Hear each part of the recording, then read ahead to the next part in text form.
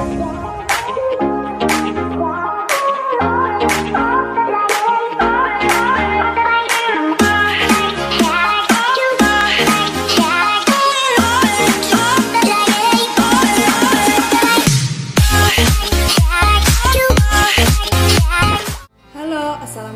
warahmatullahi wabarakatuh.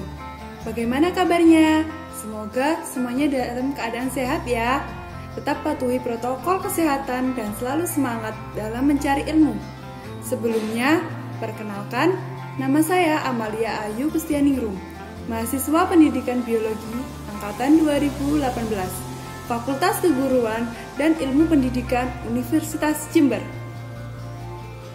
Pada kesempatan video kali ini, kita akan belajar biologi dengan materi virus. Nah, sebelum kita memulai pembelajaran, marilah kita berdoa menurut agama dan keyakinan masing-masing. Berdoa, saya persilahkan. Berdoa selesai.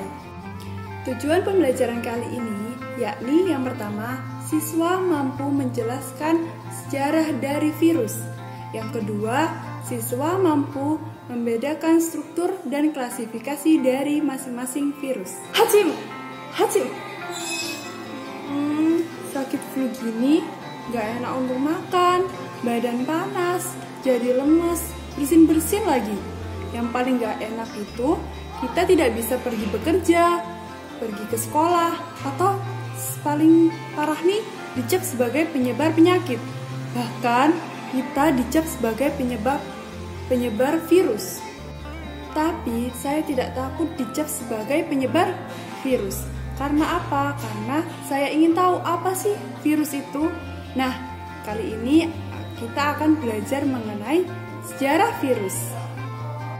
Pada tahun 1676, Anthony van Leeuwenhoek menemukan organisme yang bernama bakteri. Sejak saat itu, kalau ada yang sakit, yang pertama terfikirkan oleh mereka adalah terinfeksi bakteri. Tapi, para ilmuwan kemudian menemukan mikroorganisme baru yang ukurannya lebih kecil dari bakteri. Nah, semua itu berawal dari tanaman tembakau. Pada tahun 1882, ditemukan penyakit bintik kuning pada tanaman tembakau. Pada saat itu, tembakau merupakan komoditas terbesar.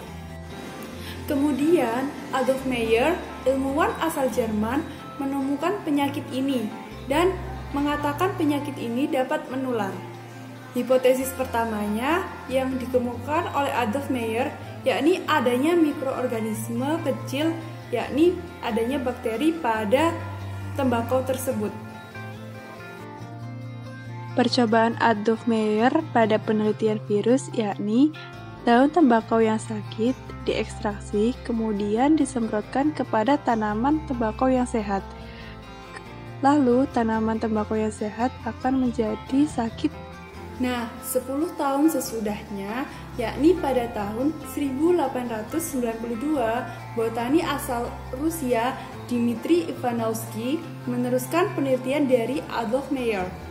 Bedanya, ia telah memiliki penyaring yang disebut penyaring Chamberlain, seperti gambar yang ada di samping. Nah, Ivanovsky mengatakan bahwa jika larutan yang penuh dengan bakteri melewati penyaring Chamberlain, maka bakterinya akan memisah dengan larutannya. Ivanovsky berharap bahwa penyakit di tembakau tersebut akibat dari bakteri, karena Ivanovsky berharap bahwa Chamberlain akan menjadi alat untuk memisahkan bakteri dengan larutan ekstrak tembakau tersebut. Namun, percobaan dari Ivanovsky, yakni ekstrak daun tembakau yang berpenyakit disemprotkan kepada tembakau yang sehat, maka daun tembakau yang sehat tersebut akan terlihat bintik-bintik kuning juga. Kemudian, Ivanovsky memberi kesimpulan bahwa terdapat mikroorganisme yang lebih kecil daripada bakteri, sehingga ia lolos dari penyaring Chamberlain tersebut. 5 tahun sesudah percobaan Ivanovsky, Martinus B.J. menemukan fakta bahwa penyakit yang ada di tembakau disebabkan oleh mikroorganisme yang bukan bakteri. Bentuknya lebih kecil daripada bakteri. Nah, mikroorganisme baru tersebut dinamakan virus yang awalnya digunakan untuk racun atau larutan berbahaya.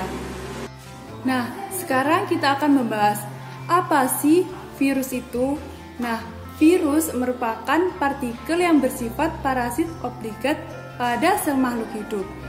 Yang artinya parasit obligat itu bahwa virus tersebut akan dikategorikan sebagai makhluk hidup jika dia berada pada sel inang. Namun, jika ia tidak berada di sel inang, ia tidak mencirikan bahwa virus itu makhluk hidup. Ciri selanjutnya yakni virus bersifat aseluler atau bukan sel. Kemudian, virus ini berukuran renik, dia lebih kecil daripada bakteri. Kemudian, di dalam sel inang, ia akan menunjukkan ciri makhluk hidup, sedangkan di luar sel inang, ia tidak menunjukkan ciri makhluk hidup. Oleh sebab itu, virus ini disebut dengan parasit obligat. Secara sederhana, bagian tubuh virus terdiri dari 3, yakni kepala, leher, dan ekor. Masing-masing bagian ini mempunyai fungsinya masing-masing. Nah, bagian yang pertama yakni ada kepala virus. Pada bagian kepala virus terdiri dari asam nukleat, yakni DNA atau RNA, dan disambungi oleh kapsid. Apa sih kapsid itu? Kapsid merupakan subung yang berupa protein dan terdiri dari 1 unit protein yang disebut dengan kapsomer. Bagian yang kedua yakni ada leher virus. Leher virus merupakan tempat yang menyambungkan antara bagian kepala dan bagian ekor dari virus. Bagian yang ketiga yakni ada ekor virus. Ekor inilah yang akan menancap kepada bagian tubuh si inang yang nantinya akan berkembang biak. Nah, ekor virus ini berbentuk seperti tabung yang dilengkapi oleh serabut-serabut. Berdasarkan pada jenis sel inang yang diserang oleh virus, virus ini diklasifikasikan menjadi 4 kelompok. Yang pertama, bakteriofag atau virus yang menyerang bakteri. Yang kedua, ada virus tumbuhan yang akan menyerang tumbuhan. Kemudian yang ketiga ada virus protista. Virus ini akan menyerang protista. Dan ada virus hewan atau virus pada manusia. Contoh virus yang menyerang manusia yakni virus corona. Virus corona ini sedang marak terjadi pada saat era ini. Nah, virus corona ini disebut penyakitnya yakni COVID-19. Virus corona ini akan cepat menyebar dengan gejala kita anosmia. Kemudian ada demam. Maka dari itu, kita tetap harus menjaga protokol kesehatan agar terhindar dari virus corona.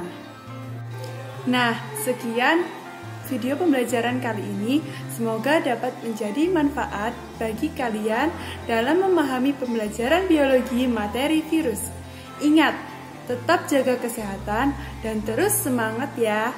Patuhi protokol kesehatan dengan 5M, yakni memakai masker, menjaga kerumunan, mengurangi mobilitas, dan mencuci.